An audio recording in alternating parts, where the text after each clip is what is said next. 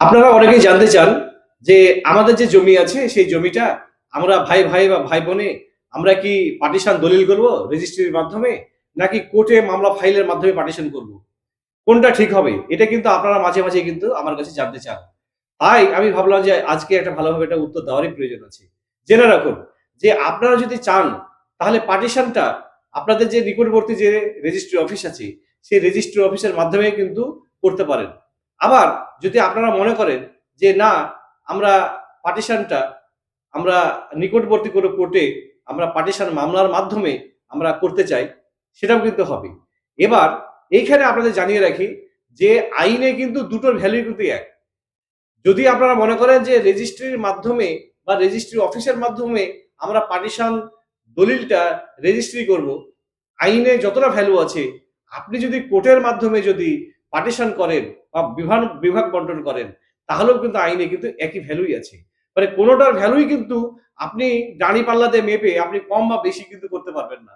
তাহলে আপনাদের এখানে আমার একটা ঘুরিয়ে আবার একটা কোয়েশ্চেন আসছে যে তাহলে এবার আপনি আমাকে এক কথায় বলুন তো যে তাহলে রেজিস্ট্রির মাধ্যমে করা ভালো হবে নাকি কোর্টের মাধ্যমে করা ভালো হবে? দেখুন, আমি আগেই বললাম যে দাঁড়িপাল্লা দিয়ে মাপলে কোনটাকেই কিন্তু কমা বা কোনটাকেই কিন্তু মানে ভালো এটা বলা যাবে না। মানে এক কথায় দুটোই কিন্তু ভালো।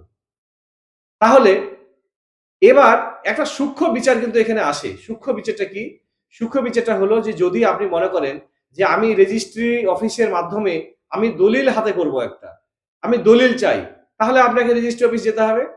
সেই ক্ষেত্রে আপনার কিন্তু খরচটা অনেক বেশি পড়বে। কারণ সরকার নির্ধারিত যে রেটটা আছে, সেই রেট অনুযায়ী আপনার খরচ অনেক বেশি পড়বে।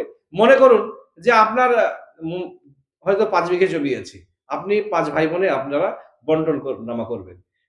যদিও আমি এটা মোটামুটি ক্যালকুলেশন বলছি। সেক্ষেত্রে দেখা গেল কি যে আপনার রেজিস্ট্রি অফিসের মাধ্যমে করতে গেলে হয়তো ৳৫০,০০০ খরচ আসছে।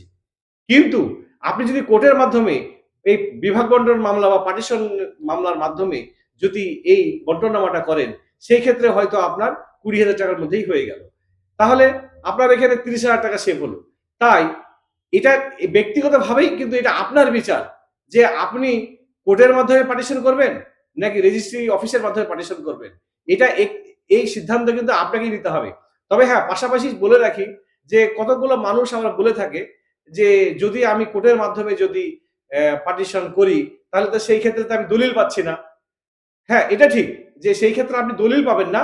সেই ক্ষেত্রে যেটা হবে কোর্টের একটা জাজমেন্টের অর্ডার পাবেন এবং সেই কোর্টের জাজমেন্টের অর্ডারটা যদি আপনারা ৫ ভাই বোন থাকেন তাহলে ৫ খানা আপনাকে সার্টিফাইড কপি বা জাবেদা নকল তুলে রাখতে হবে এবং ৫ ভাই বোনে একটা করে দিয়ে নিতে হবে। যদি সেক্ষেত্রে কিন্তু দলিল নয় এটা। ওটা কিন্তু অর্ডার শিট বা জাজমেন্ট কপি। আর যদি আপনি মনে করেন যে না আমার দলিলের দরকার, নন জুডিশিয়াল একটা স্ট্যাম্প থাকবে, আমার দলিলের দরকার। তাহলে কিন্তু সেই ক্ষেত্রে আপনাকে রেজিস্ট্রি অফিসে গিয়ে কিন্তু রেজিস্ট্রি করতে হবে। সেই ক্ষেত্রে আপনি ওই নন জুডিশিয়াল স্ট্যাম্পের মতো একটা দলিলের কপি পাবেন।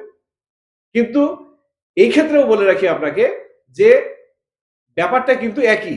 আইনের ভ্যালুটা কিন্তু একই। সুতরাং সিদ্ধান্তটা কিন্তু ব্যক্তিগতভাবে আপনার।